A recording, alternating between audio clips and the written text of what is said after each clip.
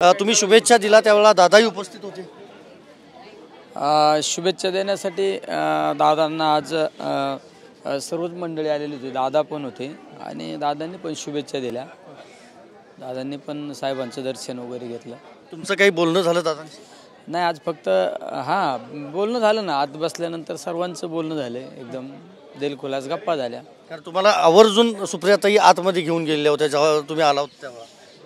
सर्वांच्या एकदम आज साहेबांचा वाढदिवस म्हणल्यानंतर एकदम सर्वांच्या दिलखुलास गप्पा पण आज त्या ठिकाणी झाल्या। भुजबळ साहेब होते, पटेल साहेब त्याबरोबर तटकरे देखील होते ना, भुजबळ साहेब होते, तटकरे साहेब होते, प्रफुल्ल पटेल होते, सर्व मंडळी त्या ठिकाणी। अपेक्षित होतं तुम्हाला हे तिघही नेते येतील पुन्हा एकदा साहेबांना? साहजिक आहे ना, शेवट साहेबांच्या नेतृत्वाखाली अनेक कालखंड या सर्व नेते मंडळींनी काम केलं असल्यामुळं या ठिकाणी साहजिकच शुभेच्छा द्यायला येतील, ही सर्वांना एक विश्वास होता।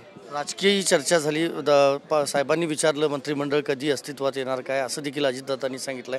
आवर्जून त्यांच्याकडे ती चौकशी देखील नाही, माझ्या आधी चर्चा झाली असेल तर मला नाही सांगता यायचं, पण मी गेलो नाही, चर्चा झाली ती।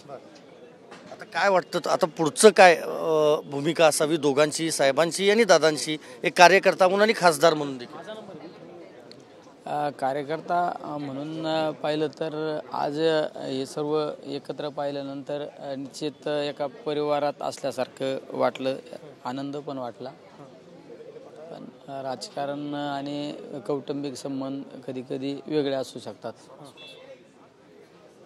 धन्यवाद आमच्याशी बोलल्याबद्दल। तर राजकारण आणि कौटुंबिक संबंध जे आहेत ते वेगवेगळे असू शकतात, अशी प्रतिक्रिया खासदार निलेश लंके यांनी दिलेली आहे। व्हिडिओ जर्नलिस्ट विनोद कुमारसह मी संदीप राजगोळकर, TV9 मराठी, नवी दिल्ली।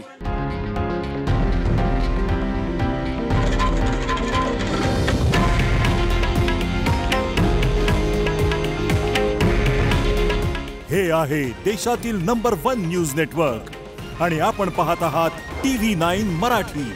काळजी तुमची, हित महाराष्ट्राचं।